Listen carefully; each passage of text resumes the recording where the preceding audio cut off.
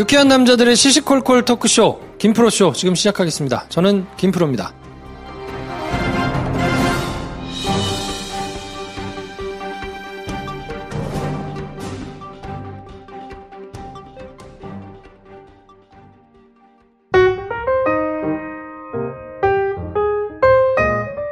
자, 김프로쇼 오리지널 그때 그 사람들. 드디어 대단원의 막이 오르는군요. 무슨 영문인가 하실 텐데 저희가 좀 준비를 해보자. 지난 9년 동안 MB정부, 박근혜 정부를 지나면서 우리 사회가 너무 엉망으로 망가졌다. 특히나 그 중에서도 검찰과 법원 이쪽에서 처리한 사건들 중에서 이게 상식에 반하거나 너무 말도 안 되는 사건들이 좀 많았으니까 그때를 조목조목 하나씩 잡아가지고 좀 정리를 한번 해보면 어떻겠느냐. 가장 상징적으로 좀 우리 사회가 망가진 것을 보여줄 수 있는 사건이 어떤 것이 있겠는가. 단연코 세월호, 특히나 세월호와 관련된 수사, 요게 서초동에 넘어와서 검찰과 법원 단계에서 그리고 청와대에서 어떤 식으로 돌아가고 어떤 식으로 뭉개지고 망가졌는가. 이걸 한번 좀 차근차근 들여다봅시다.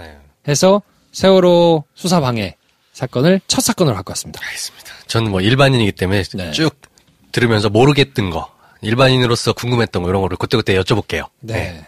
자, 그래서 세월호 개요에 대해서는 뭐 전 국민들이 다 아시는 내용이니까 따로 설명을 드릴 필요는 없을 텐데 이 사건을 이제 수사가 됐잖아요. 네. 이 사건을 수사한다 그러면 사건의 핵심은 사실 크게 보면 두 가지로 정리할 수 있거든요. 도대체 300명이 넘는 사람들이 죽거나 실종되거나 했는데 왜 못 구한 거냐. 왜냐면 9시 10분부터 YTN이 생중계를 시작했거든요. 근데 배가 이렇게 기울어져 있으니까 아니 저거 당연히 금방 가서 구하겠거니. 그거를 몇 시간을 쳐다보고 있는데 배가 뒤집어졌어. 사람이 안에 다 그대로 있는 거예요. 도대체 이걸 왜 못 구한 거냐. 저렇게 뻔히 구할 수 있는 1, 2분 만에 훅 가라앉은 것도 아니고. 네, 몇 시간 동안 저렇게 있다가 서서히 가라앉았는데 아니 이걸 왜 못 구한 거야. 라는 게 당연히 수사의 가장 우선순위로 높이 올라가야 되지 않겠습니까? 그렇죠. 뭐가 문제였느냐. 왜 애들을 못 구한 거냐. 라는 게 가장 먼저 그리고 가장 중요하게 다뤄져서 수사가 진행이 됐어야 되는 것이고 그렇다 그러면 한 3개 정도로 나눠지겠죠. 수사의 대상이. 그러니까 해경이나 구조기관. 도대체 무슨 문제가 있어가지고 니네가 애들 못 구한 거냐가 있을 거고 그 다음이 이제 항해 담당했던 이제 담당자들, 뭐 선장이라든지 기관사라든지 뭐 이런 사람들이 있을 거 아니에요. 그리고 세 번째가 컨트롤 타워 내지는 뭐 감독기관, 뭐 청와대도 있을 것이고 뭐 다른 이런 데 있을 거 아닙니까? 보조적으로 이제 도왔던 사람들. 요 세 구다리가 어쨌든 수사의 대상이 될 텐데 그럼 가장 책임이 큰 곳은 해경하고 구조기관들이란 말이에요. 그러니까 이제 요게 이제 가장 우선순위를 따져서 수사가 됐어야 되고 그 다음은 대형 사고가 그럼 이런 대형 참사가 왜 난 거냐를 따져봐야 되잖아요. 그럼 이것도 역시 그럼 배가 왜 가라앉았는지를 봅시다. 이게 가다가 뭐 운전을 잘못한 건지 배에 뭐 문제가 있었던 건지 배가 고장났던 건지 아니면 뭐 다른 데서 뭐 스크린을 잘못해서 그런 건지 도대체 뭐 날씨 때문에 그런 건지 뭐 있을 거 아닙니까 원인이? 그 원인은 왜 못 구했는지를 살펴보고 그 다음에 어쨌든 다음 순위로 살펴봐야 되는 거잖아요. 그럼 여기도 한 3가지 문제가 있을 거란 말이에요. 항해 담당자들이 일단 조종을 한 사람들이니까 직접적으로 가장 이제 수사의 대상자가 될 거고 그 다음은 이제 선박관리 회사가 문제가 있겠죠. 배 관리를 어떻게 한 거냐. 배가 그럼 멀쩡한 거냐. 고장난 거냐. 관리는 잘했냐. 그리고 세 번째가 이제 기타 감독기관들이 있을 거란 말이에요. 이게 시스템상으로 정기검침을 받고 어쩌고 해야 될 테니까 그런 게 그러면 구조적으로 잘 됐었냐. 그러면 이제 요 6가지를 나래비를 쭉 세우면 아까 얘기한 대로 해경, 항해 담당자들, 감독기관들, 그 다음에 이제 뭐 선박관리 회사, 기타 관리감독기관 요렇게 해가지고 이제 나래비를 세워서 수사가 돼야 되는데 당연히 수사가 가장 세게 그리고 책임을 가장 크게 물어야 될 뭐 해경이나 구조기관들은 수사를 안 했어요. 아예 안 했나요? 즉 이따가 이제 말씀해 주실 거예요. 저분이. 내가 자세히 얘기할 수는 없어. 궁금한 게 너무 많아 지금. 근데 그 부분은 수사를 최대한 안 하고 수사를 나중에 하거나 뒷순위에 해야 될 거를 끌어올려가지고 뭐 갑자기 막 뭐 유병원 뭐 이런 사람들 막 튀어나오고 기억은 나나? 나죠. 유병원? 네, 알죠. 네. 그리고 이상한 것들을 만들어내면서 뭔가 하여튼 조직적으로 계속 이 반대를 하면서 수사를 결국엔 엉망으로 막 뒤죽박죽 망쳐버렸거든요. 그래서 이제 살펴볼 것이 해경 수사를 도대체 어떻게 축소하고 망가뜨렸는가 요 부분에 대해서 이제 김정필 기자가 얘기를 해주겠습니다. 하나만 먼저 여쭤보고 싶은 게 세월호 수사를 통해서 결론적으로 뭔가 책임을 지고 처벌을 받고 된 사람이나 기관이나 이런 게 누군가요? 지금? 지금까지 드러난 거는 네. 이준석 선장. 네. 선장이 제일 세게 받았어요. 예, 무기징역이 확정이 됐죠. 그리고 선원들 1년 6월에서 뭐 12년 정도까지 징역이 그렇게 났고, 유병원 회장은 변사체로 발견이 돼서 네. 공소권 없음으로 정리가 됐고, 그 밑에 자녀들 목 두꺼우신 분, 네, 그렇죠. 유대균 씨라고요. 여성분과 같이 방에 있다가 검거가 됐죠. 네. 아마 잘 기억이 나실 겁니다. 인상착의가 잊을 수 없는 얼굴이라서요. 세월호 사건의 여러 가지 요인들을 보면 선박 운항의 과실 문제, 그리고 뭐 해운사 선주 관련 문제, 뭐 여러 가지가 있지만 가장 중요한 거는 뭐 저희가 사고 당일 아침부터 봤던 구조의 부실.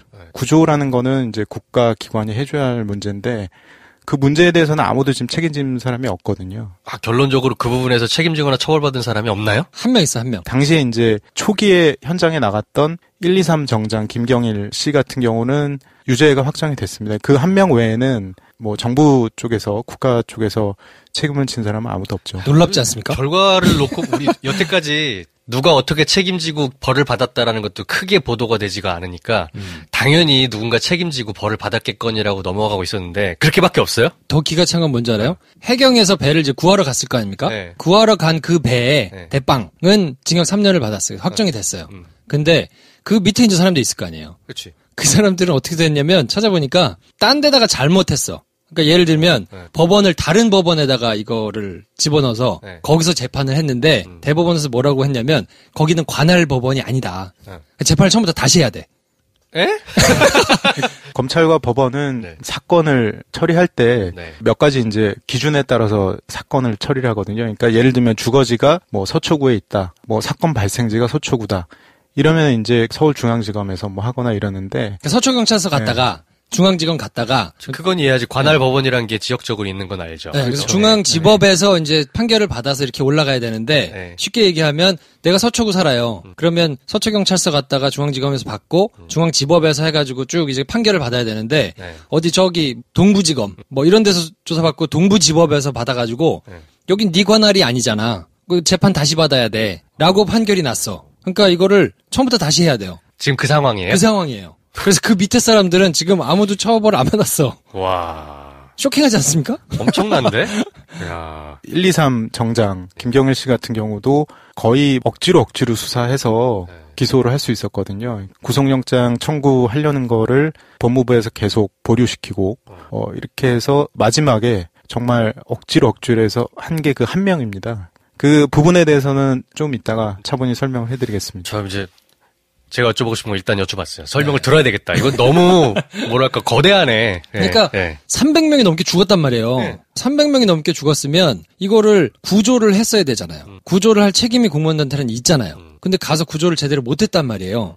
그러면 경중을 따져서 업무를 하는 동안에 실수로 사람을 죽게 한 거니까 그게 이제 어려운 말로 하면 업무상 과실치사예요. 그래서 그걸 적용을 해야 되는데 아예 그걸 적용하지 말라 그랬어. 아니 야 소방관이 불 끌어갔다가 불 못 껐다고 그게 소방관 잘못이야? 라는 논리를 들이대면서 하지마. 업무상 과실치사 적용하지마. 그래서 그거를 적용하려고 수사팀하고 그렇게 난리법석을 떨고 싸우고 난리를 치고 아니 300명이 죽었는데 제대로 못 구했으면 그리고 그 과정에서 잘못한 게 있으면 처벌 받아야지. 그러면 구속도 돼야지. 왜냐면 나중에 얘기하겠지만 그냥 정말 열심히 구조를 했다면 실수로 사람을 한 거니까 참작이 될 텐데 그 과정에서 미진한 게 너무 많았거든요. 그리고 뻘짓을 많이 했어. 구조를 열심히 해야 될 판에 딴짓하느라고 구조를 못한 것들이 드러났거든요. 그럼 이런 경우는 구속이 돼야 돼요. 구속영장을 치겠다고 했는데 구속영장을 못 치게 했어. 그래가지고 결국은 불구속으로 재판받았어요. 자, 그 디테일들을 하나하나 얘기하면 끝이 없으니까 처음부터 순차적으로 한번 큰 그림으로 얘기해보죠. 예. 일단은 이 사건을 이해하려면 크게 이제 수사의 주체가 두 군데였습니다. 세월호가 바다에 가라앉은 날이 2014년 4월 16일이었고 그 당일날 다다음날 뭐 굉장히 우왕좌왕하는 그런 시간이어서 수사팀 구성도 4월 17일 다음날 목포지청에서 해경과 이제 검찰이 같이 합동수사본부를 꾸립니다. 이게 이제 이 수사본부가 했던 게 사고 원인에 대한 수사를 했고요. 과연 사고가 왜 일어났는가. 그 사고 원인에 대한 수사를 하다 보니까 그 해경의 구조, 부실 구조 문제가 이제 불거지면서 이 부분에 대한 수사를 해야 된다는 여론이 이제 비등해지니까 수사팀 구성을 해야 되는데 이 합동수사본부에서는 할 수가 없는 게 그 수사 대상인 해경이 수사 주체다 보니까 그래서 이제 별도로 광주지검에서 수사팀을 구성을 합니다. 이제 이게 바로 이제 구조의 과실 문제. 크게 이제 수사 주체는 두 개로 나눠지고요. 시기는 조금 다릅니다. 그렇게 해서 이제 수사에 들어가는데 사고 원인에 대한 부분은 계속 진행이 되다가 가장 문제가 됐던 게 아까 이제 김프로께서 말씀하셨던 이제 업무상 과실치사 이 부분에 대해서 광주지검 수사팀이 123 정장이죠. 김경일 씨에 대해서 구속영장 청구를 하겠다라고 7월 초에 대검에다가 20장짜리 보고서를 올립니다. 이 얘기는 뭐냐면은 123 정장이 마땅히 해야 할 그 업무상 구조의 의무를 저버리고 안 함으로써 세월호에 있는 승객들이 304명이죠. 죽었다라는 그 이제 범죄 구성의 논리가 이제 그런 건데요. 그 후부터 이제 대검과 법무부에서 계속 보류를 시킵니다. 구속영장 청구를 하겠다고 광주지검 수사팀이 보고를 했는데 위에서는 계속 다시 보완해라. 근데 예전 같으면은 뭐 험한 시절에는 밑에서 뭐 하겠다고 하는데 위에서 마음에 안 들면은 뭐 욕 한 번 하고 뭐 하지 마라 이랬겠는데 요즘 같은 경우는 그러면 이제 문제가 되니까 굉장히 세련되게 하는 거죠. 계속 보고하겠다고 올라오면 조금 더 보완해라. 이거를 3개월을 했습니다. 3개월을 계속 보완하다가 결국에는 나중에는 수사팀에서 구속영장은 청구하지 않을 테니까 업무상 과실치사로 기소하게 해달라 해가지고 10월 초에 이제 기소를 하게 됩니다. 구속수사 자체를 3개월 딜레이 시켰다. 그리고 결국에는 못하고 그냥 기소만. 그렇죠. 이렇게 된 거네요. 네네. 구속을 하면 막 잡혀가고 카메라에 나오고 할 거 아니에요. 싫은 거예요. 그러니까 그냥 뭉개고 있었던 거예요. 계속 뭉개다가 그러니까 수사팀에서도 수사는 해야 되겠고 그러면 우리가 구속은 안 시킬 테니까 업무상 과실치사는 맞잖소. 이거는 해서 재판을 넘기게 좀 해주시오라고 해서 그게 스리슬쩍 한 3개월 지나서 나중에 됐다는 얘기인 거죠. 그걸 법무부에서 계속 보완해라 이렇게 됐다는 거죠. 그래서 이제 그 언론 보도에 나왔던 것들이 이제 당시에 황교안 법무부 장관이 밑에 이제 뭐 검찰국장이나 대검 쪽을 통해서 광주지검 수사팀에 계속 그 부분을 좀 홀드시키게 요구를 했다라는 보도도 있었죠. 그러니까 해경 수사 부분은 쉽게 얘기하면 프로세스를 보면 해경이 잘못했는지를 봐야 되잖아요. 그렇죠. 그러면 이제 어떻게 하냐면 보통 자료를 다 털어야 되잖아. 그 뭐가 있었는지 분 단위로 다 초 단위로 다 봐야 되니까 나가요. 압수수색해야지. 싹 다 털어와. 그래서 그걸 갖다 놓고 하나하나 규정하고 다 대비를 해보는 거예요. 매뉴얼상 어떻게 해야 되는데 제대로 했는가. 그리고 얘가 어디 있었어. 어디 있어서 무슨 일을 했어. 너 이 시간에 제대로 한 게 맞아? 출동해야 될 배는 헬기는 제대로 띄웠어? 가져가가지고 제대로 구했어? 뭐 이런 걸 이제 다 봐야 되잖아요. 네. 그걸 쭉 보고 난 다음에 규정하고 비교해서 적절했는지를 판단을 하고 근데 그 판단을 해보니 부적절한 거예요. 왜 부적절한 건지는 얘기해 주실 텐데 부적절하다고 판단해서 구속해야 되겠습니다. 이거는 잘못한 게 맞네요. 그랬더니 야 가만 있어봐. 검토 좀 더 해봐. 뭐 보강 좀 해봐. 뭐 이러면서 이제 보고를 안 받고 계속 이렇게 미루고 있다가 밑에서는 눈치를 챈 거죠. 그럼 구속은 안 시킬 테니까 얘는 잘못한 게 맞거든요. 그러니까 업무상 과실치사 적용하게 해주세요. 그것도 옥신각신하다가 겨우 해가지고 해경 123 정장 그러니까 최고 책임자 한 명만 그렇게 하고 나머지는 어쨌든 지금 뭐 재판도 지금 다 못 받고 다시 받아야 되는 상황인데 압수수색 단계에서부터 싫을 거 아니에요. 정부에서는 그게 이제 드러나면 안 되니까. 그러니까 그렇죠. 압수수색을 못하게 일단 방해를 하고. 압수수색도 못하게 했어요? 얘기해주세요. 그거는 다음 회 얘기하는 걸로. 너무 길으니까. 이 부분은 별도로 설명을 드리고요. 이 부분은 또 이 맥이 이거를 진두지휘한 사람이 있는데 이 얘기를 하면 또 길어집니다. 오케이, 알겠습니다. 이걸 한 번에 할 수가 없고 압수수색을 방해했는데 압수수색을 어떤 식으로 어떤 초식을 써서 방해했는지는 저희가 한꺼번에 모아서 정리를 좀 해드리고 자, 이게 일단 너무 큰 사건이니까 그러면 크게 나무를 하나 그려놓고 네. 그 나무의 디테일은 2부나 이렇게 뒤에 가서 이렇게 그렇죠. 저희가 그렸던 그 나무 중에 이 부분 기억하시죠? 이렇게 들어가는 걸 해보죠. 예. 네. 그래서 어쨌든 압수수색을 이렇게 망가뜨리고 그 뒤에 쭉 조치한 내용들을 보고 검토해가지고 적절했는지를 이제 봤는데 부적절했던 거예요.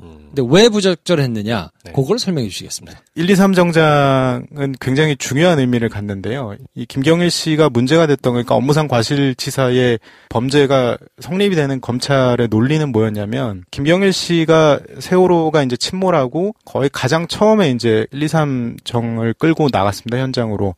근데 사실은 통상적인 상식이면 해경에서 그 현장에 나가면 일단 가장 첫 번째 떠올리는 게 뭘 해야 된다고 생각하시죠? 구조 아닌가요? 그렇죠. 그죠? 예. 끄집어내야지 사람을. 구조인데 그걸 안 하고 현장 사진 찍고 뭐 계속 이릅니다. 휴대폰으로. 왜 그런가 봤더니 그때 이제 청와대에서 계속 요구가 오죠. 위에다 보고를 해야 되는데 지금 구조가 얼마가 됐고 뭐 현장 사진 좀 찍어 보내라 이러고 이 업무 하나라고 지금 구조 업무를 소홀히 했거든요. 그걸로 날려먹은 시간이 대략 얼마나 되나요, 그러면? 정확하게는 제가 한번 확인해 봐야 되는데 네. 소위 말하는 뭐 골든타임이라고 골든타임. 얘기를 하는데 10시 반 중요한 뭐 이때. 시간이죠. 예. 예. 사실은 1, 2, 3 정장이 죄가 되면 당시에 이제 1, 2, 3 정장이 제 업무를 하지 못하게 했던 청와대 관계자 뭐 이런 분들이 어떻게 보면 다 연결이 돼서 죄가 성립이 될 수 있는 여지가 있기 때문에 그래서 이제 이 김경일 씨에 대해서 청와대와 뭐 법무부가 이제 수사를 제대로 하지 못하게 했던 거죠. 그러니까 수사를 시작하고 보니까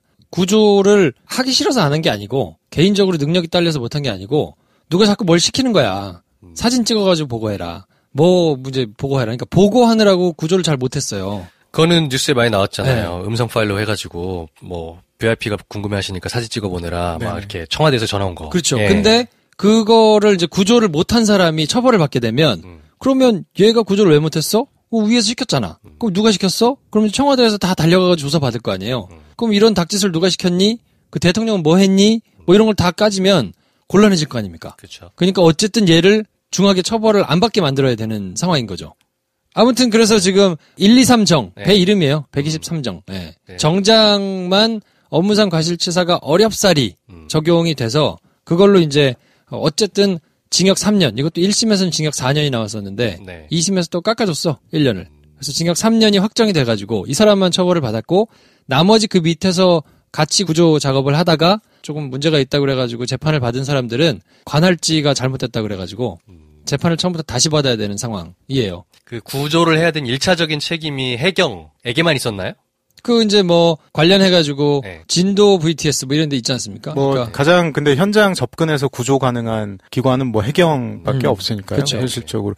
거기서 뭐 군이 뭐 어떻게 할 수 있는 여지는 2차, 3차적인 문제인 것 같고. 지원을 받는 거고 지원부서지 책임부서는 아닌 거잖아요. 네, 뭐 본인이 그렇죠, 키를 현장에서는. 잡고 가는 곳은 이제 해경이니까. 근데 해경에서 이제 단 한 명만 그것도 어렵사리 처벌을 받았다는 얘기니까.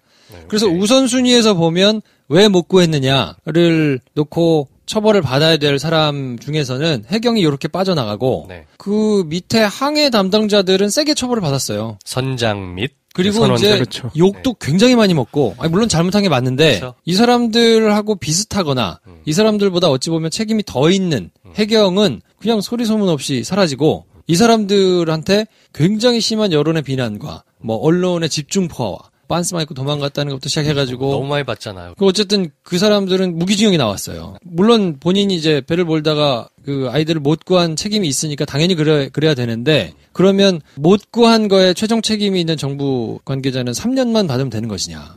이게 하여튼 생각을 좀 해볼 문제이기도 하고 그리고 그 나머지 이제 뭐 컨트롤 타워가 아니라고 그랬잖아요. 청와대는. 뭐 감독기관 이런데도 처벌받은 사람은 없죠? 없습니다. 아무도 없나요? 아무도 없어요.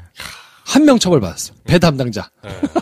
1, 2, 3 정장. 그 관련해서는 검찰이나 뭐 정부 쪽에서도 이제 설명하는 부분은 현장에 있는 구조에 책임이 있는 사람과 그 사람의 이제 상급자, 이제 지휘자죠. 소위 이제 사무실에서 이제 지휘하고 그 사람들에 대한 그 처벌이 좀 다른 판례들이 좀 있습니다. 이런 사례 자체가 워낙 드무니까 해외 뭐 일본이나 이런 데서 사례를 좀 찾았는데 실제 뭐 일본에서 무슨 다리가 무너지고 이럴 때 현장에 있는 소방관이었나요? 뭐 이분은 처벌을 받았는데 이제 본부에 있던 상급자는 이제 처벌받지 않은 그런 판례들이 좀 있었고 그런 이유 때문에 이제 현장에 있는 김경일 씨만 처벌했다 뭐 이런 얘기를 하곤 합니다. 그러면 1, 2, 3 정장 김경일 씨의 상급자들이 많겠지만 어쨌든 상급자들은 책임지고 뭐 사직을 하거나 징계를 받거나 내부적으로 법적 징계는 아니더라도 뭐 그런 케이스들은 있나요? 그 당시에 책임을 지겠다. 뭐 대통령께서 당시에 뭐 해경 없앤다고 해경을 없애버렸지.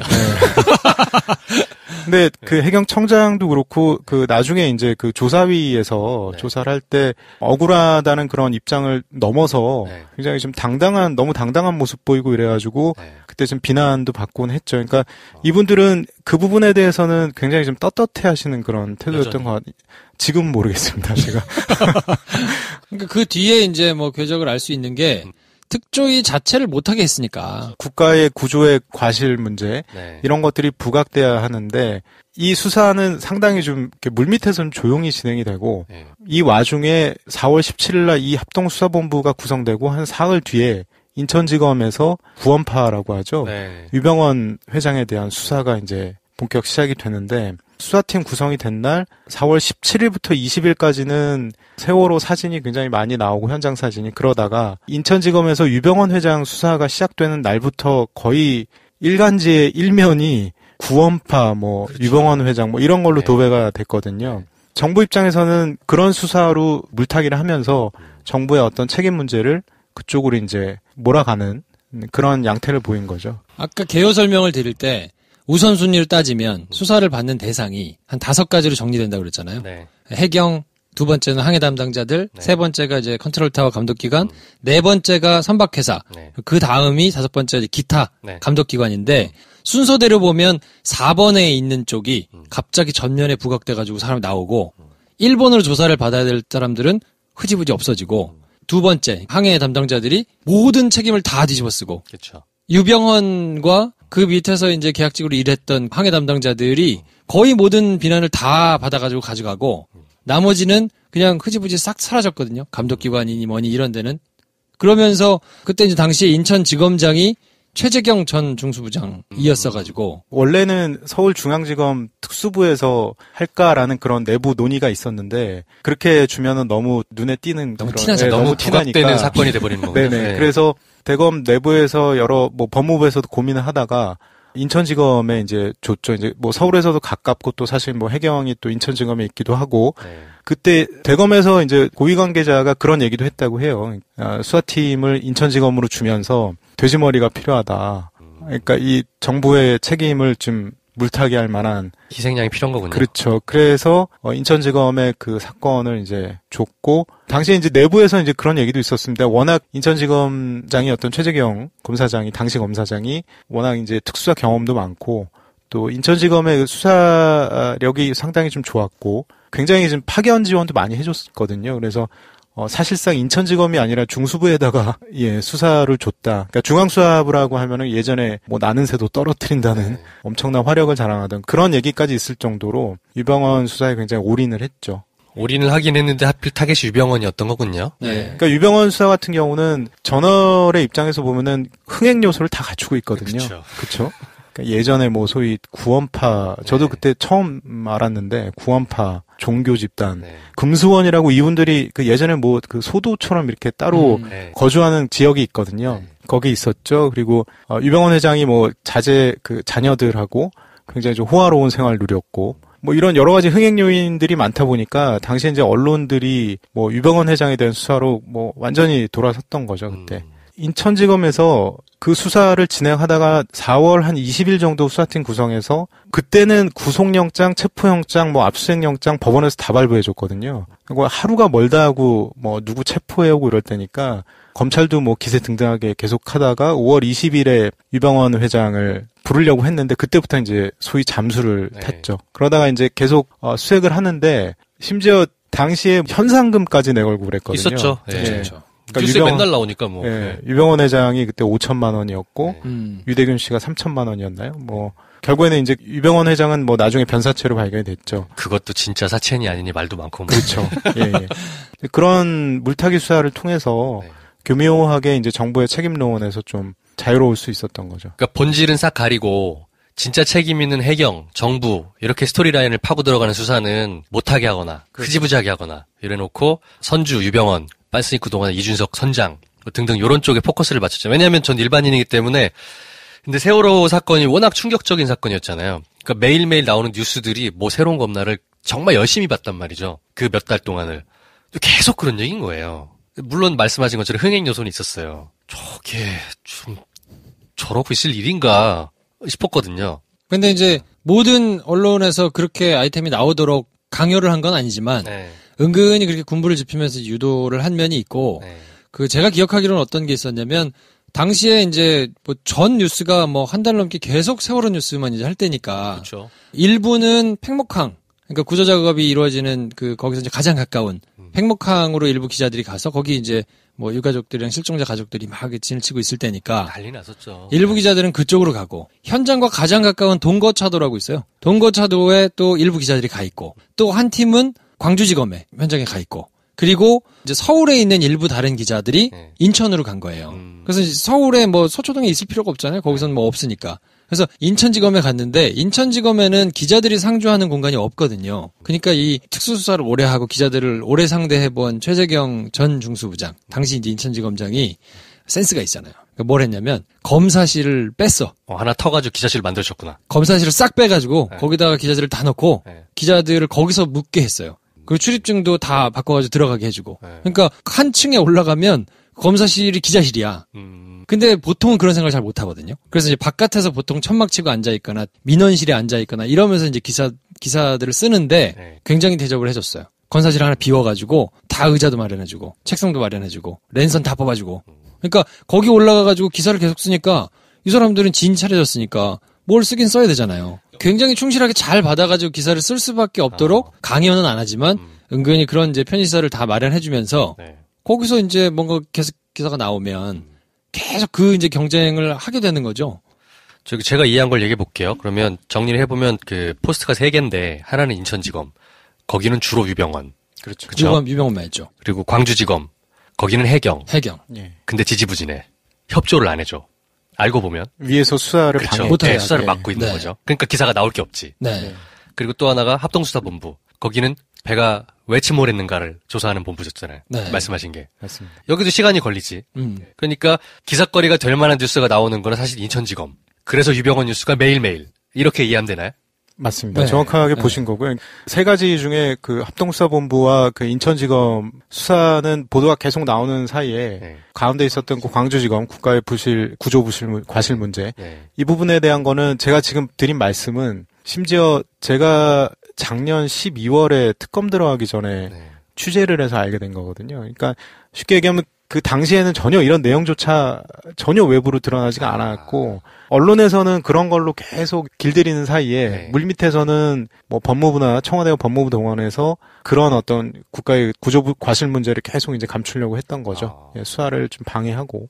당시에는 그런 조직적인 국가적인 은폐나 방해가 있었다는 사실 기자님도 모르셨던. 그때는 이런 내용 자체가 알려지지 않았어요. 왜냐면은 내부 커뮤니케이션에 관한 문제라서 그러니까 사실은 뭐 일반론적으로 말씀드리면은 검사들이 수사할 때는 수사의 뭐 밀행성, 그러니까 수사 내용이라는 거는 피의사실이라서 이거 굉장히 외부에 공개를 안 하거든요. 그렇죠. 더군다나 이제 사건 처리할 때 내부적인 의사결정 그 내용은 웬만하면 아니 절대 나가면 안 되는 내용이다 보니까 당시에는 절대 공개가 안 됐었죠. 그리고 광주지검에를 가면 뭐 언론사에서 일부 이제 가가지고 기자들이 있는데 나오는 게 아무것도 없어요. 그렇죠. 브리핑도 없고 발표도 없고 잘 만나주지도 않고 만나도 얘기도 안 해줘요.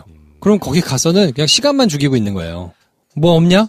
그럼 뭐는 없는데요. 뭐 수사적인 잘 모르겠는데요. 이러면 이제 기사가 안 나오고 계속 며칠 안 나오면 거기다가 지금 인력이 딴 데도 많은데 놀 수가 없잖아요. 그래서 조정을 해가지고 다른 데다가 하게 되고 자기들 입장에서도 수사를 하고 싶어도 위에서 못한다는 말을 마음 세게 먹고 하지 않으면 관둘 생각 아니면 못하지. 쉽게 못하니까 광주지검에서 하는 수사는 정말 이분이 오늘 막 한 얘기는 그냥 쉽게 알 수 있는 내용이 아니거든요.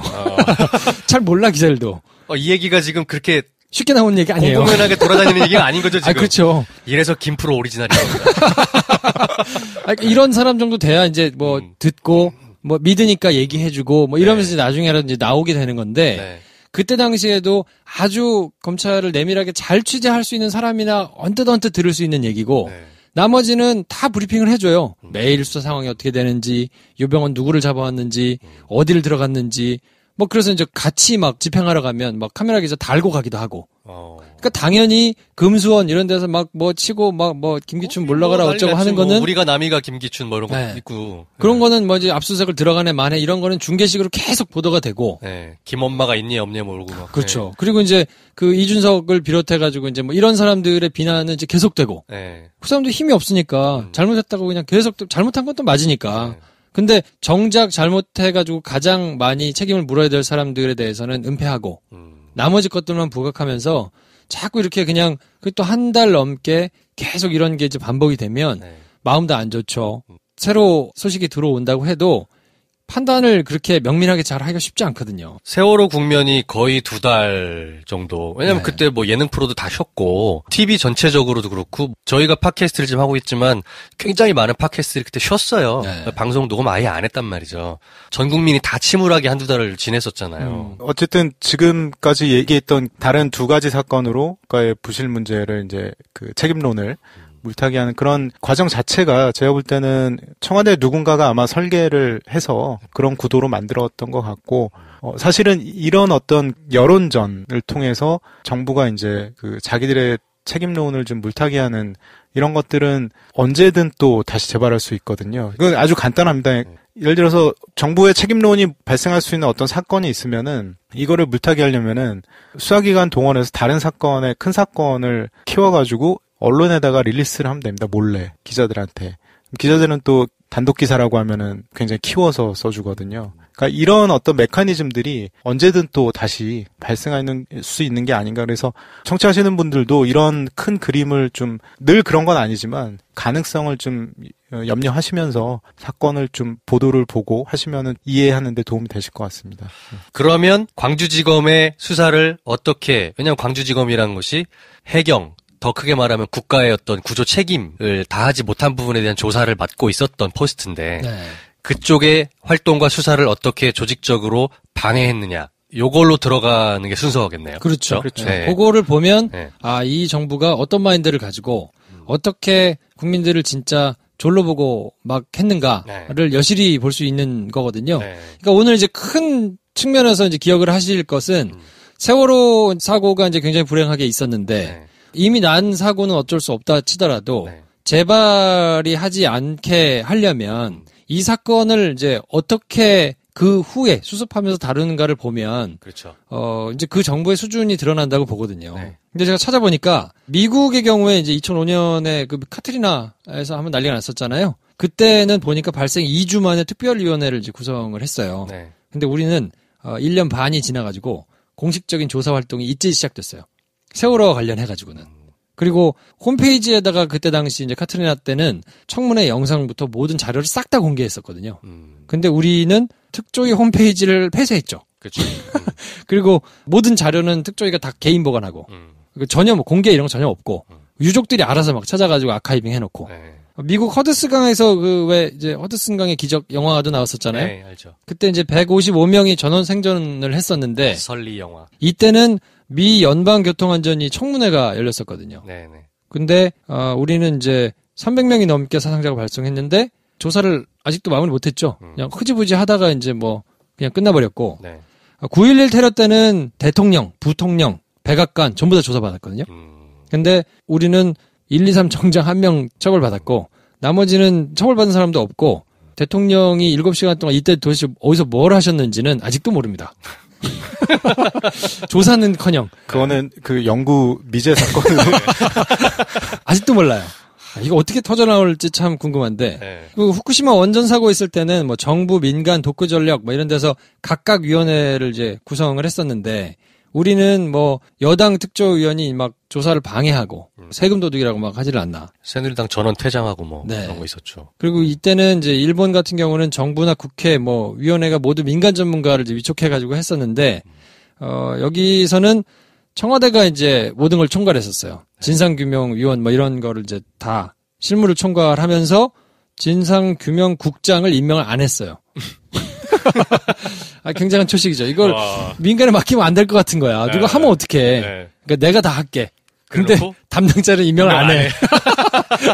얼마나 후진적이야. 국제적으로 보기에도 네. 굉장히 하여튼 좀 창피함을 넘어서 말도 안 되죠. 이거. 네, 정말 말도 안 되는 후진성을 좀 보였기 때문에 네. 지금이라도 이거를 좀 제대로 좀 다뤄야 될 필요가 있을 것 같고요. 정파성을 따지고 뭐 여야 유불리 따지고 이러다 보니까 자꾸 뭘 감추려고 하고 조사를 못하게 하고 이제 이렇게 되는데 최근에 드는 생각은 언제부턴가 사건 사고가 발생하면 경찰이나 검찰이 나서고 거의 메커니즘처럼 돼 있던데 검찰이나 경찰이 나서는 순간부터 이제 그때부터는 공개가 안 되거든요. 그러니까 이분들이 이런 방식으로 할 게 아니라 투명하게 공개할 수 있는 그런 조사위원회를 별도로 설치를 해서 그러니까 수사나 이런 부분은 뭐 사후적으로 죄를 묻는 건 나중에 해도 되지 않습니까? 네. 일단은 기본적인 어떤 사초들 그러니까 어떤 일들이 과연 있었는지를 먼저 밝혀내는 게 중요한데, 그러니까 최근에 사건 사고 보면은 경찰 검찰이 먼저 손을 대고 그때부터는 끝. 그러고 나서 기억이 아무것도 안 나죠.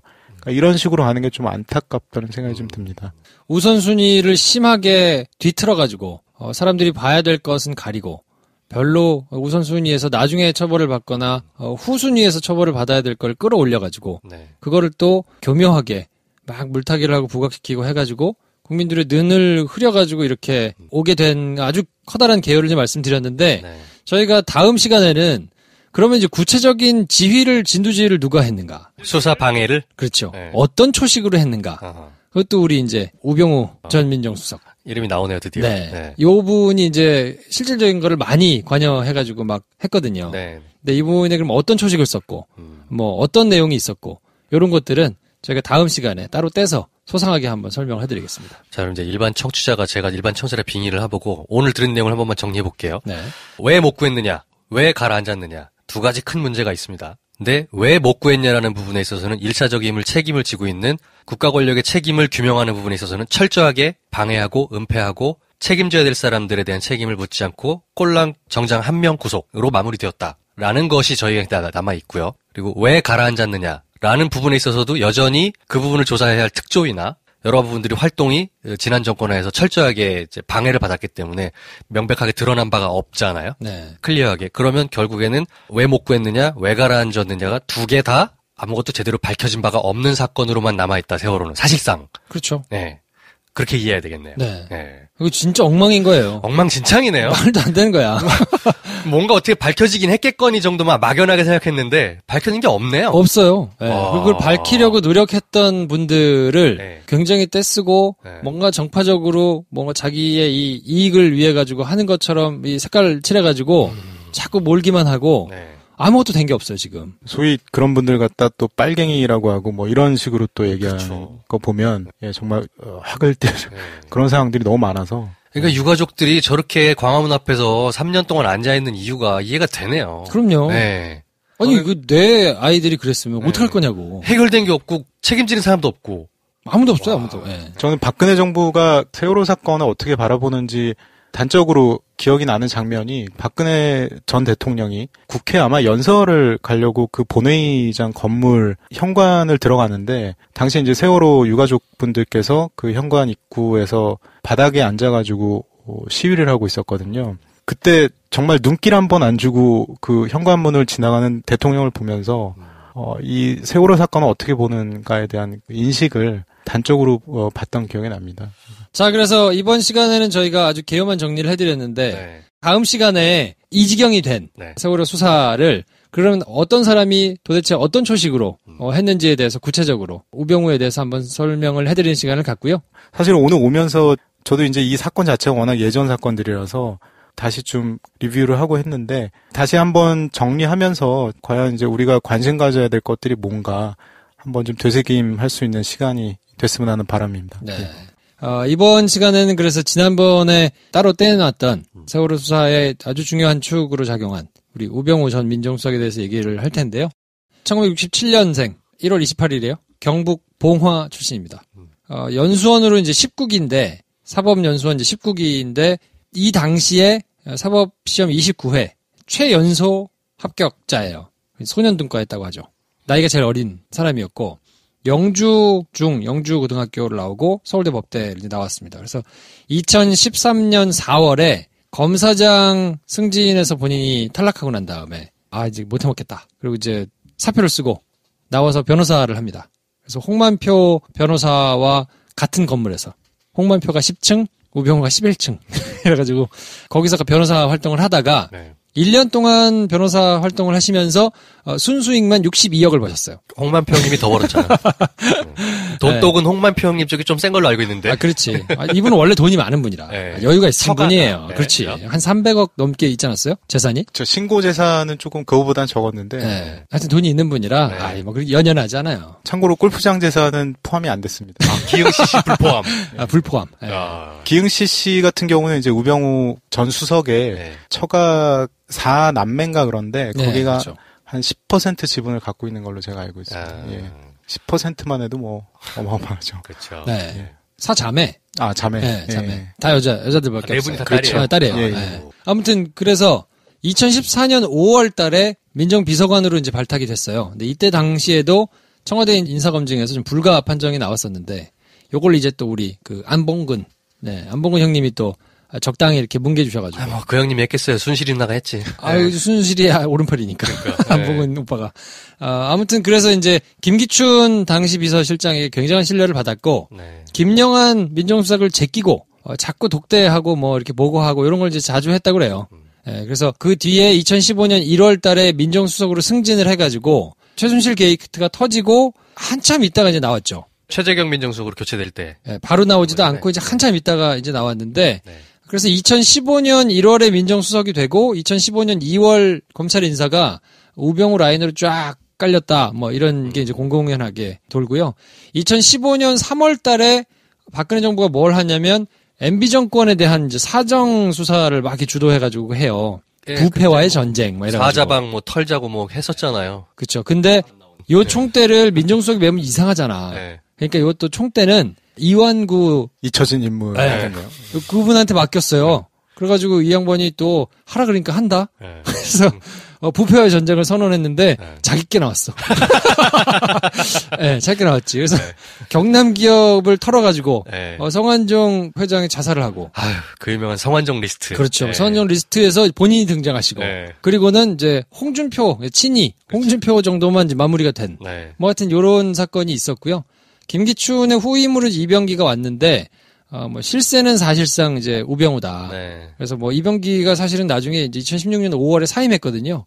그리고 2016년 4월에 생각지도 못했던 여소야대 국면이 되면서 네. 2016년 7월부터 땅 관련해가지고 이제 막 뭐 몽글몽글하게 이제 막 뭐 이런 게 나오기 시작하고 네. 그러다가 최순실 게이트가 터지고 뭐 이러면서 결국은 2016년 10월에 안종범 전 수석과 함께 경질이 됐습니다. 그 발화점이 됐던 게 이제 정은호 게이트. 그렇죠. 네. 쫙 시작됐던 거잖아요. 네. 어쨌든 이제 우병우의 이제 청와대 생활은 요 정도로 이제 정리가 될 수 있는데 네. 이때는 한참 민정비서관으로 이제 뭔가 이렇게 필드에서 막 활동을 한참 열심히 할 때니까 민정수석만 돼도 밑에 이제 여러 뭐 한 4개 정도 이제 부서를 두고 각자 비서관을 데리고 이렇게 뭐 총괄하는 입장인데 이때는 자기가 민정비서관으로 한참 뛸 때니까 더 나서가지고 막 발벗고 뛰었을 거거든요. 그 중에 하나가 세월호 사건이다. 그렇죠. 네. 이제 그 사건을 우리 김정필 기자가 자세한 내용을 말씀해 주시겠습니다. 우병우 당시 이제 2014년 5월에 민정비서관으로 발탁이 됐죠. 네. 잠깐 설명을 드리면 사실 이제 검사장 승진에서 탈락하고 1년 동안 제야에 있다가 정말 신데렐라처럼 중앙 정치 무대에 등장을 했는데 원래 스타일도 이제 업무 장악력이 워낙 뛰어나고 공직에 대한 미련이 굉장히 많았던 것 같아요. 그래서 민정비서관에 발탁되면서 본인의 어떤 업무 능력을 보여주고 싶은 그런 측면도 있었던 것 같고 공교롭게 이제 그 당시에 이제 세월호 사건이 한 달 전에 났던 것 같고 우병우 전 수석이 본격적으로 이제 언론에 등장하게 되는데 전 시간에 말씀드렸지만 광주지검 수사팀이 2014년 6월 5일에 구성이 됩니다.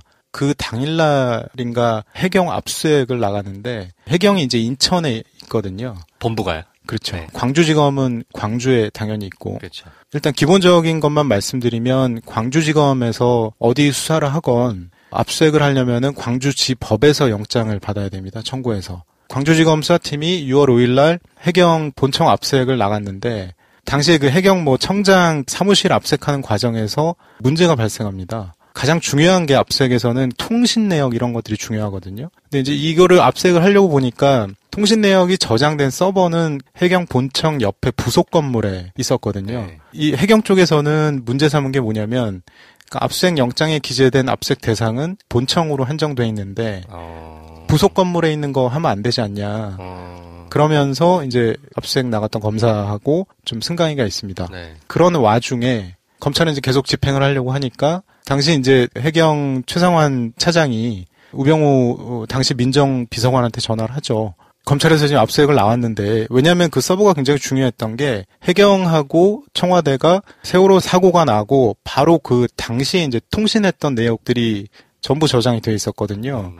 그러니까 쉽게 얘기하면 이게 만약에 압수수색이 돼서 수사 대상이 되면 청와대까지 불이 옮겨갈 수 있는 부분이어서 그 내용을 이제 청와대에 보고를 했고 청와대에서 그 우병우 당시 비서관이 현장에 있는 검사가 아니라 자기가 과거 이제 데리고 있었던 광주지검의 수사팀장인 윤대진 부장한테 전화를 하죠. 정확한 워딩은 제가 취재했던 바로는 청와대하고 통신 내용이 다 있는데 이거를 꼭 압수수색을 해야겠느냐라고 이제 얘기를 하고 이제 그럼에도 불구하고 이제 윤대진 팀장이 뭐 압수수색을 해야 된다 이래가지고 돌파를 합니다. 근데 사실은 여기서 이제 문제가 되는 거는 민정비서관이라고 해도 이제 개별 검사가 영장에 의해서 집행하는 현장에 해라 마라 하면 안 되거든요. 그러니까 그 자체가 소위 이제 법적으로 얘기하면은 직권남용에 해당되기 때문에 네.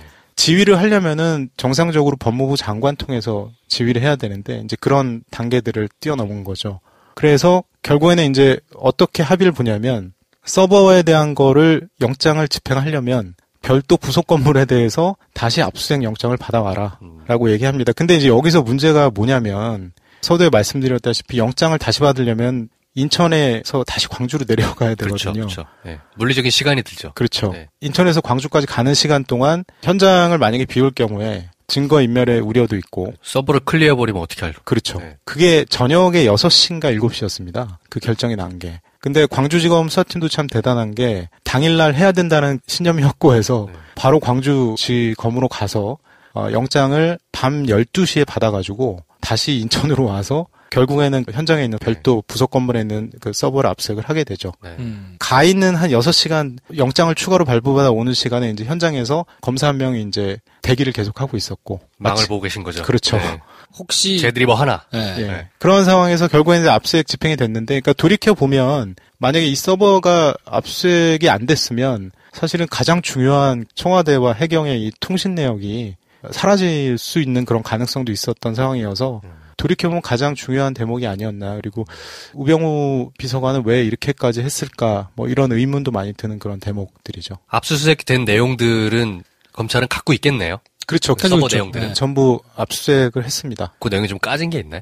그 내용들이 이제 저희가 사후적으로 뭐 수사 결과에서 봤던 그런 뭐 통신 내역들, 네네네. 123 정장이 사고 직후에 현장에 가서 뭐 청와대와 연락하면서 사진을 찍어보내고. 사진 찍어보내라, 뭘 구조인원 어떻게 되냐, 빨리 보고해라, 뭐 이런 내용들이 전부 이제 그 압수수색을 통해서 이제 드러난 거죠. 만약에 이제 그 서버가 시간이 없어가지고 네. 내려가서 광주로 가서 다시 이걸 채리고 있는 사이에 다 지워버렸다면 그거는 그냥 그대로 사라지는 거죠. 그렇죠. 그렇죠. 네. 이 취재를 하고 나중에 정리하고 문득 든 생각은, 그러니까 해경은 거기서 그럴 수밖에 없었는가라는 좀 의문이 들더라고요. 그러니까 쉽게 얘기하면은 청와대에 이른 거거든요. 안 하게 해주세요라고 뭐 이르고 청와대에서 바로 또 제지가 들어오고 뭐 이런 일련의 상황들이 그 304명이 그렇게 사망한 사건을 뒤로 하고 그렇게까지 그러고 싶었을까라는 좀 의문도 들고. 저의 의문은 해경 그 차장이 전화를 했다고 하시잖아요. 네네. 그분이 다이렉트로 우병우한테 전화를 할 수 있는 원래 사이였던 건가요?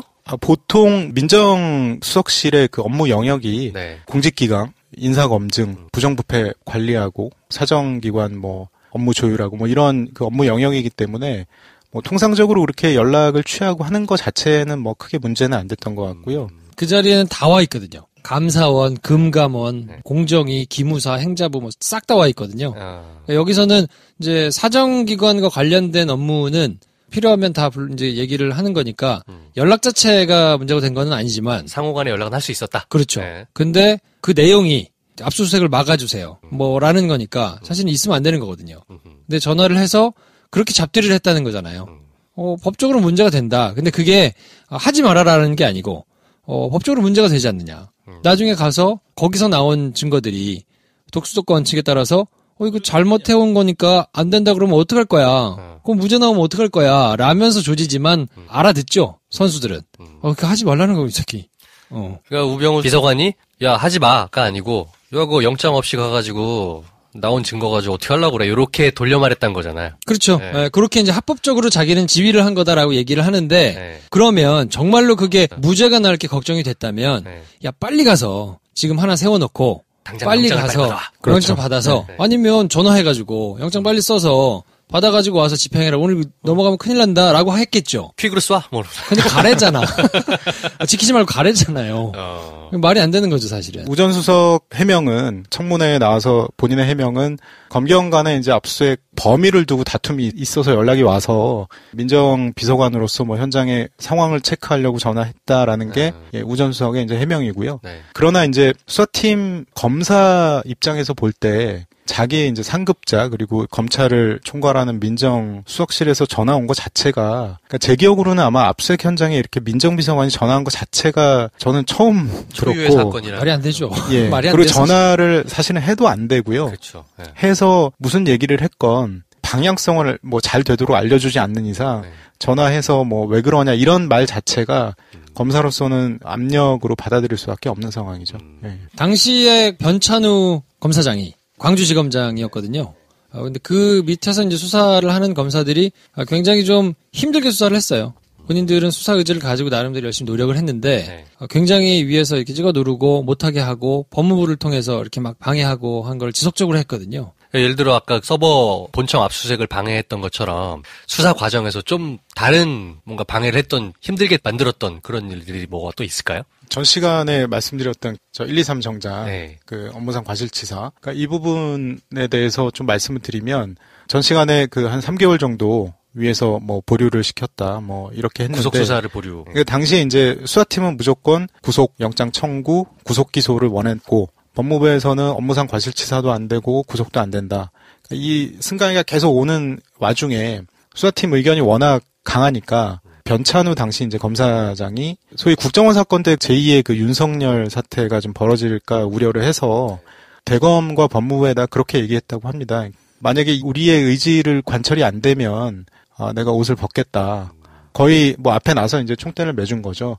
그래서 결국에는 이제 그런 어떤 그 거래들이 좀 있는 상황에서 어렵게 이제 불구속 기소로 업무상 과실치사는 적용을 하되 뭐 이렇게 관철이 됐던 거죠. 광주지검 팀들은 나름의 결기를 갖고 했던 거네요. 뭐 그 상황에서는 최선을 다해서 진행을 했었어요. 아마 광주지검 그때 수사팀 라인업이 워낙 강성들이어서 윤대진 부장 뭐 그 밑에 이제 평검사들도 국정원 수사팀에 있었던 검사도 있었고 수사팀 라인업이 굉장히 훌륭했던 걸로 제가 기억을 합니다. 나름대로 이제 검사로서의 결기를 가지고 있을 때여서 그쪽에서는 최선을 다해서 수사를 하려고 했고 그거를 정면으로 찍어 눌러서 이제 문제가 되면 크게 역풍을 맞을 것 같으니 최대한 합법을 가장해서 최대한 법적으로 문제가 안 되는 방식으로 머리를 써가지고 이제 막고 방해하고 뭐 이런 것들을 진행을 했던 거죠. 그래서 검찰 내에서는 검사들끼리 은어 비슷하게 미뤄 조진다고 계속 미루는 거죠. 결제 안 해주고. 그러면서 이제 사건 망하는 거죠.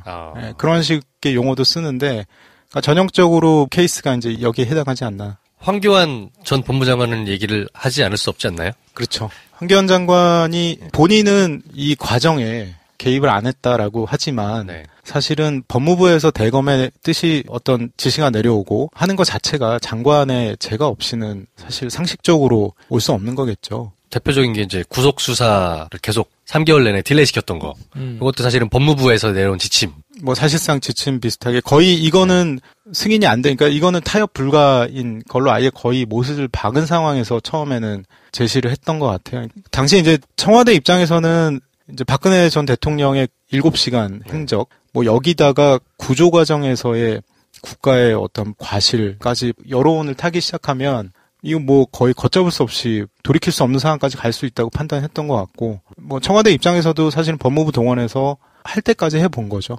결국은 사실상 이게 청와대 컨트롤 타워가 수사를 방해했다고 생각할 수밖에 없는 정황인 거네요.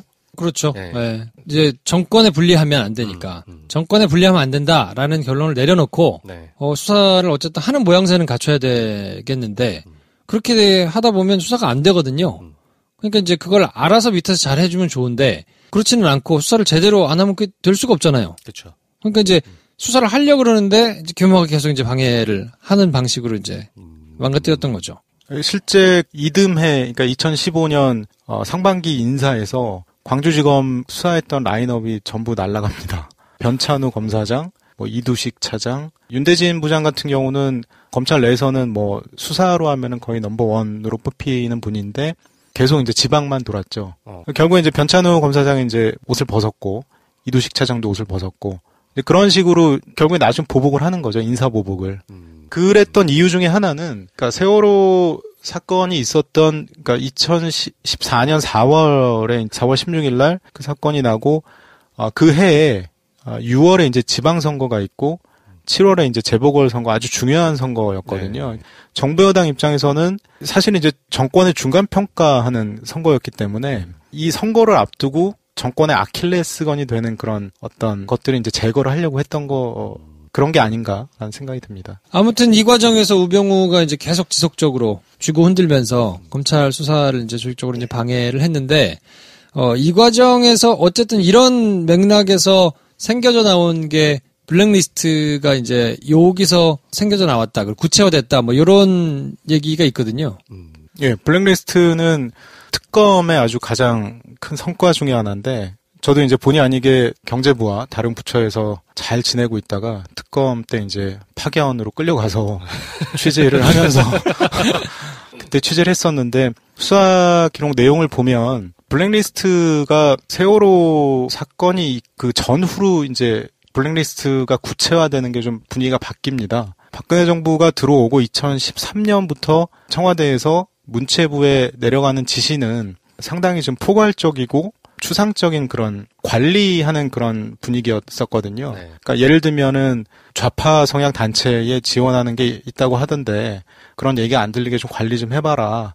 뭐 이런 정도 수준이었다면 그 세월호 사건 이후에는 분위기가 완전히 달라집니다. 아주 조목조목 관리를 구체적으로 들어가죠. 그 단체와 이름을 적시해서. 그렇죠. 예. 어떤 단체가 어떻게 있는지 뭐 리스트 만들어서 보고해라. 이제 블랙리스트가 불거진 배경이 큰 맥락에서 보면은 결국 이제 세월호가 아니었나. 네. 돌이켜보면 그런 생각이 좀 듭니다. 왜냐하면 말씀하시는 걸 돌이켜 생각해보니까 그때 세월호 사건이 있은 이후로 시국 선언 같은 일들이 되게 많이 있었어요. 영화인들도 그렇고. 그러니까 이 정부의 것들에 대해 세월호를 인양하라 이런 목소리를 많이 냈거든요. 그게 이제 블랙리스트로 돌아온 거라고 볼 수도 있겠네요. 어느 정도는. 그렇죠. 예. 그러니까 왜냐면 당시 이제 문화계 쪽에서 네. 이제 워낙 세월호에 대해서 이제 문제를 많이 삼고 이게 이제 세월호 사건 자체는 정치와 사회 영역에서 다뤄져야 할 문제인데 정부에서 이제 워낙 억압적으로 통제가 들어가니까 문화계 쪽에서 약간 부드럽게 좀 문제 제기들을 많이 했었죠. 청와대 입장에서 보기에는 뭐 얼마나 보기 싫었겠습니까, 그게. 그런 식으로 이제 제재가 들어갔죠. 이걸 극명하게 보여주는 자료가 또 하나 있는데 공무집행 방해. 요게 이제 보통 집회 시위를 하면 네. 요걸로 처벌하거든요. 경찰한테 뭐 대들었다든지 네. 교통정리 하는데 말 안 듣고 뭐 도로 나온다든지 뭐 요걸로 이제 처벌을 하는데 2013년에 공무집행방해로 처벌을 받아가지고 재판을 받은 사람이 5,242명이에요. 근데 그 다음에 세월호 사건이 있고 난 다음에 2014년에 10,000명이 됐어요. 10,000명? 2배 딱. 2배가 늘었어. 오케이. 그러니까 이걸로 이제 막 집회 시위가 있고 뭐 이렇게 하니까 이건 또 다 엄벌한 거예요. 다 엄벌했지 그때. 1심 재판을 받은 사람이 약식 기소도 아니고 재판을 받은 사람들이 거의 2배가 그 전해에 비해서 뛴 거니까 수단과 방법을 가리지 않고 할 수 있는 건 다 한 거죠. 그러면 광주지검에서 이제 수사 내용을 정리해서 기소를 했잖아요. 그 기소된 내용들의 범위가 경정 1명이었던 건가요?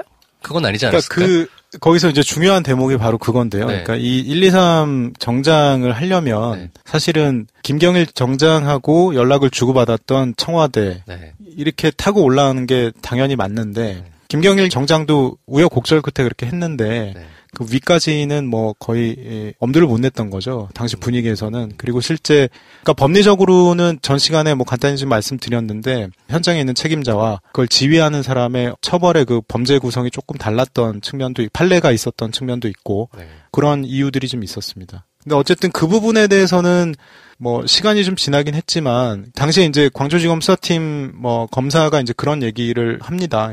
왜 그렇게까지 인사보복 당할 거 알면서 압수수색을 하려고 했냐라는 질문에, 그러니까 이게 당장은 모르겠는데 나중에 이런 기록 하나하나들이 이제 역사가 되고 사초가 되는데 사명감, 의무감 뭐 그런 것들이 좀 있었다라고 해요. 그래서 아마 좀 무리를 해서라도 개인의 보복, 인사보복을 감수하면서까지 그렇게 하지 않았나. 그러면 정장 1명 구속된 것도 우여곡절이 있었다고 하시잖아요. 그 우여곡절들이 뭐가 어떻게 우여곡절이었나요? 계속 말씀드렸다시피 법무부와 대검이 계속 대놓고는 안 합니다. 대놓고 하지 마라라고는 안 하고 3개월 동안 보고가 올라오면 보완해라라고 이런 패턴들이 계속 반복되면 밑에 있는 사람 입장에서는 하지 말라라는 지시로 받아들일 수밖에 없거든요. 지금 말해서 3개월이지 이 3개월 동안 이 똑같은 패턴대로 계속 움직이다 보면 정말 미쳐버리죠. 그렇죠. 회사 다녀봐서 알지만. 그러면 끝까지 뭉개지는 못하고 어쨌건 한 명이 구속되긴 했네요. 그렇죠. 그것 때문에 결국에는 지금 뒤늦게나마 그때 무슨 일이 있었는지 좀 사후적으로 좀 얘기들이 오고 가는 거고. 그분이 이제 구속될 때까지 재판이 얼마나 걸렸나요? 기간이? 김경일 정장이 2014년 10월에 기소가 됐거든요. 그리고 아마 유죄 확정이 난 게 재작년 15년으로 기억하고 있습니다. 그리고 나머지 사람들의 경우에는 전남 진도군이잖아요. 진도군의 관할이 광주지법 해남지원이에요. 근데 광주지법에서 이게 진행이 됐기 때문에 무효라는 거죠. 해남지원에서 재판을 했었어야 되는데 광주지법에서 재판을 했기 때문에 이거는 재판 관할이 잘못돼서 내용을 볼 것도 없이 잘못된 거다라고 대법원에서 확정이 됐어요. 해남으로 다시 가? 해남지원에서 해야 돼, 다시 처음부터. 1심부터. 1심, 2심, 3심 해가지고 다시 받아야 되거든요.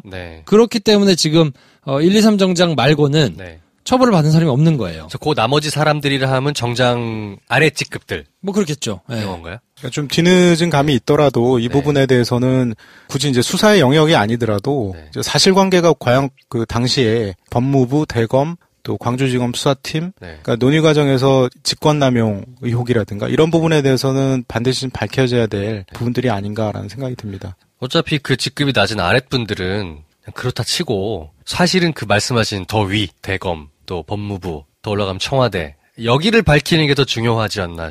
그렇죠. 그래서 필요한 것들이 이제 자료가 남아 있느냐. 그리고 그때 당시 많이 없었을 거거든요. 공무원 조직에서 남아 있는 공문서 형태로 남아 있는 것들은 뭐 없애면 그것도 표시가 나니까 어쩔 수 없겠지만 무슨 통화 기록이라든지 그때 당시에 압수를 해서 확보를 했어야만 하는 것들은 못하게 해가지고 많이 없을 거란 말이에요. 그럼 이제 진술밖에 없는데 그러면 이제 또 시간이 지난 거니까 진술이 앞뒤가 안 맞고 기억 안 난다고 하고 또 뭉개고 이러면 수사를 하는 것 자체는 사실 굉장히 어려운 일이 되기는 했는데 그렇더라도 남아있는 자료, 공문서라든지 뭐 그런 기록들이라든지 이런 거는 있으니까 그런 것들을 특별한 기구를 만들어서 쪽지 같은 거를 다시 만들어가지고 거기서 이렇게 좀 제대로 자료를 모으고 그 자료에 대해서 판단을 하고 기록을 하고 그 기록의 바탕을 두고 뭔가를 남겨서 재발을 하지 않도록 시스템을 만드는 일은 반드시 필요하거든요. 그런 활동들이 좀 필요한 상황인 거죠. 사실은 그 부분에 대해서 특검에서 살펴보긴 했습니다. 근데 특검이라는 거는 별도의 법이 있거든요. 특검법에 이제 그 수사 대상이 규정이 됐는데, 그러니까 이 특검법상 당시에 이제 수사 대상이 아니었어요. 그래서 이제 특검에서는 수사를 못하고 이제 넘어가고 검찰에 이제 지금 자료는 넘어온 것 같은데, 진술도 제가 알기로는 광주지검 수사팀이라든가 뭐 받을 만큼 받은 상황인 것 같고 어떻게 보면은 지금 의지와 결단이 남아 있는 게 아닌가 뭐 그런 생각. 방금 말씀하신 특검이 박영수 특검. 그렇죠. 국정농단 특검팀이었던 그 특검팀 말씀이신 거죠. 그러니까 요즘 뉴스 보면 이제 세월호를 다시 조사하라, 새로 다시 이제 특조위를 새로 구성한다 이런 움직임들이 있는 거 아닌가요? 네네. 지금 최근에 뭐 계속 얘기들이 언론에도 나오고 청와대에서도 좀 의지를 갖고 뭐 개인적으로는 해야 되지 않나라는 생각 갖고 있습니다. 다만 이제 이게 수사의 영역으로 가면은 뭐 영장을 받고 뭐 이래야 되는 문제들이 있어서 또 진술도 나오지 않고 뭐 기록도 남아있지 않고 이런 문제들이 있어서 쉽지는 않을 거. 이제 사실상 세월호 사건 이후에 그 사건으로 인하여 저는 이제 결국엔 작년에 그런 탄핵 사건까지 왔다고 생각이 들어요. 그러면 박근혜 전 대통령과 그 부역자들은 작년에 그 사건으로 인해서 이제 정치적으로는 어느 정도 단죄를 받았다고 생각을 하는데, 그러고 나서는 이제 이게 법적 처벌로 갈 것이냐, 그 부분은 굉장히 절차적으로도 쉽지도 않을 것이고 어렵고 지난한 과정이 있을 거라고 생각이 들어요.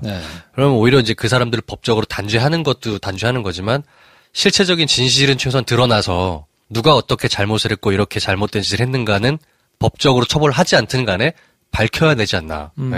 배설하듯이 누구를 때리고 누구를 욕하고 처벌하니까 이런 차원이 아니라 이런 일들이 있었다라는 거를 기록으로 남기는 거는 굉장히 중요한 의미가 있다고 생각하거든요. 근데 그런 차원에서 접근할 필요가 있을 것 같습니다. 자, 그래서 우병우 전 민정수석 관련해서는 지금 세월호 수사뿐만이 아니고 네. 전반적으로 다 전횡을 휘둘렀기 때문에 그건 연관되게 되게 많지 않아요? 이분은 잊을만하면 한 번씩 계속 등장하실 거예요. 그때 그 사건들 굉장히 자주 출연하실 것 같은데. 그럴 수 있어요. 네. 네. 특히나 이제 박근혜 정부 후반기, 중후반기 사건에 있어서는 자주 등장하실 거기 때문에 네. 저희가 조금 아껴두겠습니다. 상반기 김기춘, 하반기 우병우 이렇게 나눠지지 않나요? 그럴 수 있죠. 네. 그래서 아무튼 우병우의 기행이나 뭐 만행이나 이런 것들에 대해서는 저희가 이제 뭐 계속 조곤조곤 이제 소개를 해드릴 테니까 그건 뭐 기대를 해주시면 좋을 것 같고 저희가 그래서 지난 시간 이번 시간 해가지고 세월호 수사와 관련해서 이것이 얼마나 어떤 우선순위로 어떤 경중의 기준을 가지고 진행이 됐어야 되는데 지금 실상은 어떻게 말도 안 되게 됐고 그 과정에서 어떤 기술과 초식들을 쓰면서 이것들을 뭉개왔는가를 한번 좀 살펴봤거든요. 근데 저희가 이제 뭐 미처 정리되지 않은 자료들이나 뭐 이런 것들 때문에 미처 다 소개를 못한 부분도 아마 있을 텐데 이런 것들을 좀 정리하는 작업을 저희가 좀 할까 합니다. 네, 이렇게 방송을 하는 것과 더불어서 저희가 이것들은 어쨌든 기록으로 조금 남겨야 될 필요가 있다고 생각을 해서 그런 걸 좀 병행하면서 김정필 기자하고 같이 좀 한번 해보려고 하거든요. 아마 이 방송을 들으시면 저도 마찬가지인데 세월호라는 사건에 대해서는 여전히 궁금한 게 되게 많잖아요. 네. 그러니까 실제로 왜 침몰하게 되었는가부터 시작해서 구하지 못했던 뭐 다이빙 벨이니 또 뭐 왜 군은 출동하지 않았느니 엄청나게 많은 복잡하고 알고 싶은 해결되지 않은 또 그 진도 BTS라고 하던가요? 그 시점에서 항적 기록만 왜 사라졌는지부터 시작해서 너무너무 많아요. 네. 그 얘기들을 다 이번 방송에서 한 건 전혀 아니고 저희는 그 많은 얘기들 중에 포커스를 좀 좁혀서 어떻게 국가 권력이 자기들의 책임을 은폐하려고 노력을 했는가 정도에서만 다룬 거기 때문에 방송 들으시는 분들도 아니 세월호에 대해서 할 얘기가 아직도 너무 많이 남았는데 왜 이거 하다만 것처럼 이렇게 끝내 이렇게 생각하실 수도 있을 것 같아요. 네. 네. 그래서 저희는 이제 검찰과 법원 측면에서 사건을 갈무리하는 데 있어서 특히나 이제 망가뜨렸던 뭐 이런 부분들을 좀 살펴보는 거라서 세월호 사건에 대해서는 어쨌든 전반적으로 좀 다시 한번 재조명하고 정리하는 게 필요할 테니까 그런 거는 저희가 좀 맞춰가지고 하도록 하고 큰 비극적인 사건 속에서 저희는 한 부분을 이렇게 프레쉬로 비춰본 것 같아요. 네. 나머지 부분도 전반적으로 크게 이제 퍼즐이 맞춰져서 이 사건이 이런 일이었구나라고 한번 우리 사회가 시간이 얼마가 걸렸든 간에 한 번쯤은 큰 그림을 정확히 완성시켜서 기록을 남겨야 될 것 같네요. 세월호 사건은 저는 아직도 진행형이라고 생각하고요. 아직도 유족분들도 마음을 달랠 정도로 우리가 최선을 다했는가에 대해서 좀 늘 반성하고 있고 앞으로도 뭐 다른 사건들 얘기하면서 또 세월호 사건 얘기할 수 있을 것 같고요. 당시에 검찰이라는 국가의 어떤 기능이 얼마나 왜곡되게 작용하고 했는지를 당시 사건들을 하나하나 좀 되짚어보면서 검찰에 대한 이해도를 좀 높일 수도 있을 것 같고 그런 시간을 또 가져보겠습니다. 네. 자, 그러면 저희는 다음 시간에 또 찾아뵙고요. 오늘은 이 정도에서 정리하도록 하겠습니다. 다음 시간에 뵙겠습니다. 감사합니다. 감사합니다.